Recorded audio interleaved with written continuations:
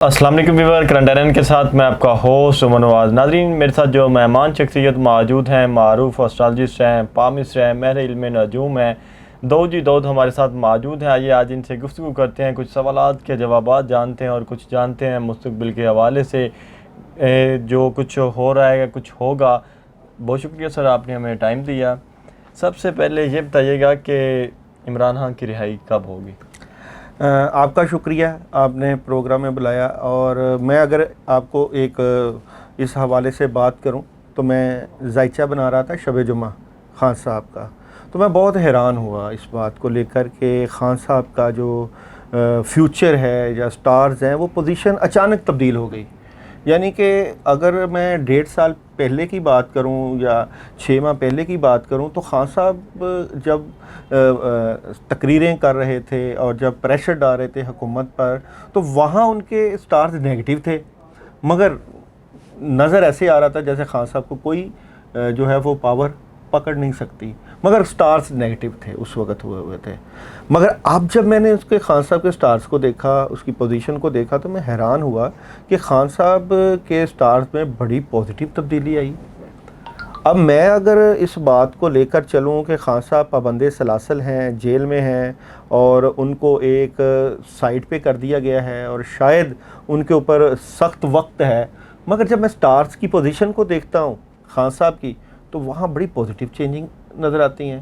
تو میں سمجھتا ہوں کہ خان صاحب کا جو وقت ہے، جو آنے والا وقت ہے، وہ بڑا تبدیلیوں والا وقت ہوگا، بڑا پازیٹیوٹی والا وقت ہوگا، یعنی کہ ان کے سٹارز میں پازیٹیو تبدیلیاں آئی ہیں۔ اور ایک اور بات میں خان صاحب کے حوالے سے عرض کروں گا کہ جب میں خان صاحب کا زائچہ بناتا ہوں تو زائچہ میں اس کی ڈیٹ آف برتھ نکالتا ہوں تو وہاں ایک 8 کا عدد نکلتا ہے۔ اچھا، جب میں 8 کے عدد کو تاریخ کے دوراہوں میں لے کر جاؤں تو ذوالفقار علی بھٹو کا عدد 8 تھا، پاکستان کا بذات خود عدد 8 ہے، اور 8 کا جو ہاؤس ہے وہ 3 ہے۔ اب جب میں اس کو تاریخ کے دراہوں میں دیکھتا ہوں تو 8 کے عدد کو انقلابی عدد کہا جاتا ہے علم الاعداد سے، کیونکہ ہمارے پاس شعبہ جو ہے وہ علم الاعداد نمرولوجی کا بھی ہے، اسٹرالوجی کا بھی ہے اور ٹیرو کارڈ کا بھی ہے۔ ہم تمام شعبوں سے اس چیز کو لے کر اگر ہم دیکھتے ہیں، علم روحانیت سے بھی دیکھتے ہیں، تو خان صاحب کا کیونکہ اگر 8 کا عدد نکل رہا ہے تو خان صاحب جو ہے یہ جو سال چلا ہے اس کے اگست کے مہینے میں ٹھیک ہے ہی پکڑے گئے، ٹھیک ہے، اور کیونکہ اس کا ہاؤس 3 بنتا ہے، تو جب میں 2024 کو دیکھتا ہوں، آنے والے وقت کی آپ نے بات کی کہ آنے والا وقت کیسا رہے گا، تو 2024 کو دیکھتا ہوں تو اس میں 2+2+4 اگر کروں تو 8 کا عدد نکلتا ہے۔ اب 8 جو ہے سیارہ زحل کے ساتھ تعلق رکھتا ہے اور انقلابی عدد ہے۔ تخت یا تختہ، یہ بات یاد رکھیے گا، تخت یا تختہ اس عدد کی خاصیت ہوتی ہے۔ ٹھیک ہے۔ اب جب 2024 شروع ہوگا تو اس کا ہاؤس کیونکہ تیسرا مہینہ ہے تو خان صاحب کا زندگی کا ایک ٹرننگ پوائنٹ ہوگا، تو یا تو خان صاحب کی زندگی میں تخت ہوگا یا تختہ، اور تختے کی پوزیشن تو ابھی نہیں نظر آ رہی، کیونکہ اگر وہ جیل میں جا چکے ہیں تو کوئی ایسا کیس تو نہیں نظر آ رہا کہ جس کی وجہ سے یہ پکڑے جائیں یا ان کو تخت تک لے کے جائے، کیونکہ وقت بدل گیا، اب وہ دور نہیں رہا، وہ سینیریو نہیں رہا۔ تو اب بات اگر تخت تک نہیں بات پہنچ چکی تو تختہ بھی نہیں ملا، مگر ان کو آپ دیکھیں کہ ایک وقت میں حکومت میں رہے ہیں اور حکومت کی بھی ہے، اب جب دوبارہ اگر قسمت کی دیوی ان پر مہربان ہوتی ہے تو ان کو پکڑا کوئی نہیں جاتا، پکڑے گا کوئی نہیں، ان کا زوال نہیں ہوگا، پھر یہ وہ کام کر جائے گا جس کا لوگوں نے تصور بھی نہیں کیا ہوگا۔ تو میں سمجھتا ہوں سٹارز کی پوزیشن دیکھیں، کرنے والی ذات 100% اللہ تعالیٰ کی ہے، ستاروں کی چال کے مطابق ہم بات کر دیتے ہیں، تو وہاں پہ مجھے ابھی تو یہ پوزیشن نظر آ رہی ہے کہ خان صاحب کے جو سٹارز کی پوزیشن ہے وہ بہتر ہے، اور کوئی ایسی نہیں ہے کہ آپ کہیں گے کہ خان صاحب کا جو ہے آنے والا وقت جو ہے وہ کوئی خرابی والا ہے، سٹارز کے مطابق کوئی پازیٹیو تبدیلی آئے گی۔ یعنی کہ آپ کے کہنے کا مقصد ہے کہ 2024 ہے یہ عمران خان کا سال، اگر ہم اس کو کہیں تو یہ غلط نہ ہوگا؟ نہیں، یہ بات یہاں پہ بھی ایک بات کا ایک اختلاف ہو سکتا ہے کہ 2024 کا سال پاکستان کا سال ہے، ٹھیک ہے، جو بھی حالات ہوں، جو بھی معاملات ہوں، पाकिस्तान के लिए बड़ा ज़बरदस्त होगा, पाकिस्तान के लिए तब्दीलियाँ होंगी। पाकिस्तान का ये जो जैसे जैसे वक्त आप देखते जाएंगे, आपको याद होगा कि मैंने पहले प्रेडिक्शन की थी कि जैसे जैसे अब वक्त गुजरेगा पाकिस्तान के लिए पॉजिटिव तब्दीलियों वाली पोजीशन होती जाएगी। ठीक जैसे पीडीएम ख़त्म हुई या गवर्नमेंट ख़त्म हुई और निगरान वज़ीर आज़म आ गए, अब निगरान वज़ीर आज़म से आगे जाके इलेक्शन की तरफ बात जाएगी, फिर इलेक्शन भी होंगे और उसके बाद जो पोजीशन वाज़ेह होगी वो पाकिस्तान के हक़ में होगी। अच्छा, इमरान खान की रिहाई में कौन अहम किरदार अदा करेगा? क्योंकि कोई दोस्त करेंगे, बीवी कुछ किरदार अदा करेगी, या कहीं कोई जो ताकतवर हल्के हैं वो करेंगे? नहीं, खान साहब के जो है ना उनकी रिहाई में उनके वकला की तरफ से ही मामला चलेगा। उनके वकला जो है उनकी रिहाई का बायस बनेंगे और जल्द उनकी रिहाई के जो है मामलात आपके सामने आ जाएंगे। अच्छा, ये बताइएगा कि 2024 में अब जैसे निगरान सेटअप आया है और ये सुनाई दे रहा है कि ये लंबा सेटअप चलेगा, तो क्या 2024 में जो नून लीग है वो फिर उसी पोजीशन पे चली जाएगी जैसे वो 2018-19 में जैसे उसके ऊपर मुश्किल वक्त था? नहीं, मैं एक और बात करूँगा कि जो निगरान सेटअप आया है वो अच्छा डिलीवर करेगा और उसका अरसा इतना लंबा तो नहीं लग रहा है मुझे। मैं नहीं समझता कि निगरान सेटअप बहुत लंबे अरसे के लिए आया है, मगर जितने अरसे के लिए आया है वो अपनी परफॉर्मेंस बड़ी ज़बरदस्त दे के जाएगा। ये बात ये कि नून लीग का क्या आगे मुस्तकबिल होगा या नून लीग क्या करेगी, ये तो कार्ड्स की एनर्जी से भी देखा जाएगा, लेकिन जो मुकाबला होगा वो बड़ा सख्त किस्म का होगा। बात डिपेंड करती है इलेक्शन पे। इलेक्शन होते हैं, आपका मंशूर क्या है, आप अपने मंशूर के तहत किस तरह चलते हो, फिर सामने आएगी एनर्जी। और मैं समझता हूँ कि अगर इलेक्शन फेयर होते हैं और जब अगर इलेक्शन हुए तो वहाँ पे आपको तहरीक इंसाफ का पलड़ा भारी नज़र आएगा। अच्छा, आप क्या देखते हैं कि जो पीपल्स पार्टी है उसके लिए कहीं कुछ आसानियाँ रहेंगी ये निगरान के दौर में, या सब एक साथ में खड़े हो जाएंगे, सबका एहतसाब होगा? नहीं, ऐसी बात नहीं है। एहतसाब का सिलसिला तो गाहे बगाहे चलेगा ही, बिल्कुल इनकलाबी एहतसाब तो नज़र बिल्कुल नहीं आता, ना ही ऐसा होगा।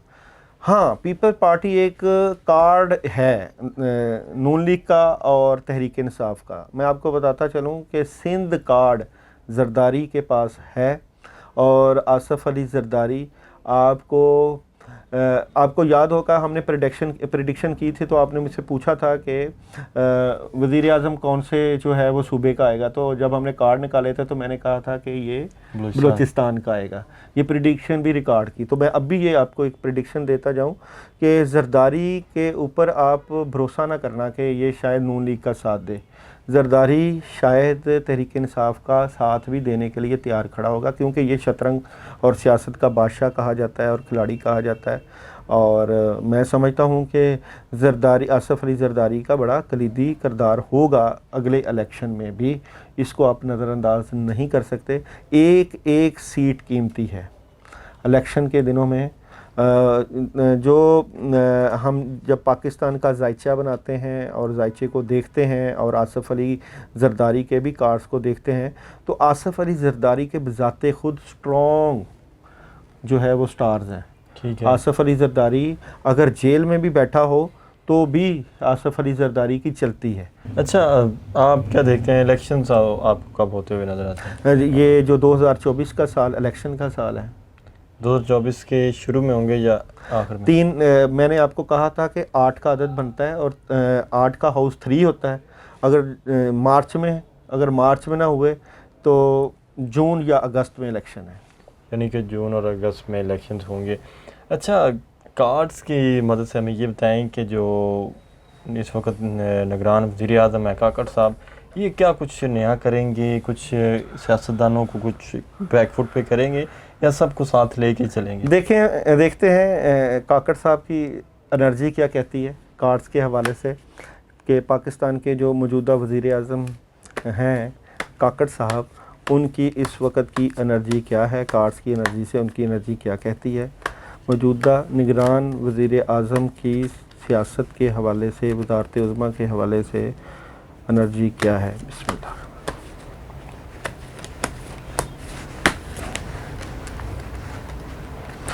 अच्छा, मैं अपने नाज़रीन को भी कार्ड्स दिखाऊंगा क्योंकि इनकी एनर्जी जो होती है बताने से ये चीज़ें काफ़ी चीज़ें फ़र्क पड़ती हैं। देखें, काकड़ साहब जो है वो काफ़ी चीज़ें चेंज कर देंगे। आपको जो पुराना सेटअप चलता हुआ नज़र, ये एक बदलाव है, ये एक हैंगिंग है, ठीक है। यानी कि ये जो कुछ चल रहा है उसको उल्टा के रख देंगे, बहुत सी चीज़ें तब्दील कर देंगे। फिर इसके बाद जो नेक्स्ट कार्ड है वो है नई शुरुआत का, बिगनिंग है आपकी इन्वेस्टमेंट के हवाले से, आपके गवादर के हवाले से, आपकी पेट्रोलियम के हवाले से, आपके कामों के हवाले से बहुत जो है वो तब्दीली आएगी। और इसमें जो थर्ड कार्ड है, 4 मेजर काम अभी जो है, मैं ये भी समझता हूँ कि 4 महीने ये जो निगरान वज़ीर आज़म हैं इनके बहुत अहम हैं। ये ख़ास कर कुछ डिलीवर करेंगे आवाम के लिए। एक बंदा किस आयत करीमा पढ़ के किसी का रूहानी इलाज कर रहा है या कोई सख्ती से निकल रहा है तो लोग तो यही कहेंगे शायद जादू कर रहा है। ऐसी बात नहीं है। इस्लाम जो है वो मुकम्मल ज़ाब्ता हयात है और इस्लाम जादू के कलाम पढ़ने को जो है मना करता है। जिसने शिरकिया कलाम पढ़ लिए वो दायरा इस्लाम से खारिज हो जाएगा। एक आम से इंसान को पता है, हर बंदे को पता है कि मैंने अपनी जो ज़िंदगी का सफ़र है, मेरा एक मकसद है दुनिया में आने का, मैंने अल्लाह को जवाब देना है। आम सा भी बंदा ये रिस्क ही नहीं ले सकता कि वो ऐसा कलाम पढ़े कि जो दायरा इस्लाम से खारिज हो जाए। आप अपनी दुनिया बनाने के लिए, एक अंडरस्टूड सी बात है कि आप अपनी आखिरत कुर्बान नहीं कर सकते। तो एक अमलियात की लाइन होती है और रूहानियत की लाइन होती है। अगर आप रूहानियत में बुज़ुर्गों से, अल्लाह से और वज़ाइफ से मदद ले रहे हैं तो इसका कंसेप्ट गलत है कि आप समझें कि वो जादूगर थी। तो ये चीज़ मैं नहीं मानता। और अगर आप आयत करीमा पढ़ रहे हो, अगर आप सूरह मुज़म्मल पढ़ रहे हो और आप अल्लाह ताला से, एक गायबी निज़ाम से, औलिया अल्लाह से, बुज़ुर्गों से मदद दे रहे हो तो आप अल्लाह के करीब हो। और अल्लाह के चाहने से तो कुछ नहीं होता। जादूगर भी तो उस वक़्त तक कुछ नहीं कर सकता जब तक अल्लाह की तरफ से हुक्म ना हो। हाँ, शैतानी ताकतों से अगर आप मदद ले रहे हो और शयातीन से मदद ले रहे हो तो दुनिया में वक्ती तौर पे तो आप मदद ले लोगे। अच्छा, ये बताइए कि कुछ लोग इल्ज़ाम लगा रहे हैं जी वो हड्डियाँ जलाती है, गोश्त जलाती है, ये किस लिए किया जाता है? क्या कोई इसका कॉन्सेप्ट है? अच्छा, ये बड़ी अच्छा आपने क्वेश्चन किया, बड़ा ज़बरदस्त किस्म का क्वेश्चन है। नबी पाक सल्लल्लाहु अलैहि वसल्लम के पास सहाबाई किराम आए तो नबी पाक सल्लल्लाहु अलैहि वसल्लम ने कहा कि अपने जो भाई हैं उनको तकलीफ़ मत दो, अपने जिन्नात भाई। उनका सहाबाई ने पूछा कि या रसूल अल्लाह सल्लम इसका क्या मतलब? उन्होंने कहा कि ये जो हड्डियाँ होती हैं ये जिन्नात की खुराक होती हैं और ये जो मेंगने होती हैं ये भी जिन्नात की खुराक होती हैं। इनको जहाँ कहीं पड़े हों या कोई हो तो इनके साथ इस्तंजा ना करो या कोई ऐसी पेशाब वाली जगह पे ना फेंका जाए, इसकी एहतियात की जाए। अहादीस से ये बात वारद है। अब अगर आप गोश्त लेते हैं, हड्डी वाला गोश्त, और उसके ऊपर आप कलाम पढ़ते हैं, कौन सा कलाम? सूरह मुज़म्मल के पीछे ज़ाहिर बात है जिन्नात और मोकलात होते हैं, चहल काफ का अमल है और भी मुख्तलिफ़ कलाम। अलवी अलूम वो अलूम होते हैं जिनमें शिरकिया कलमात नहीं होते। उर्दू की दुआओं को अलवी अलूम कहा जाता है। इसी तरह जब लोग वज़ाइफ करते हैं, चिलाकशी करते हैं, कब्रस्तानों में जाते हैं या कब्रस्तानों में चिलाकशी करते हैं, वो क्यों करते हैं? क्योंकि वहाँ पे हमजाद का असर होता है। जो लोग दफनाए जाते हैं उनके हमजाद उनके साथ उनकी कब्रों पे मौजूद होते हैं। वहाँ पे जिन्नात होते हैं, वहाँ पे बंदे के जो है वो नेक अमाल भी साथ होते हैं और बुरे अमाल भी साथ होते हैं।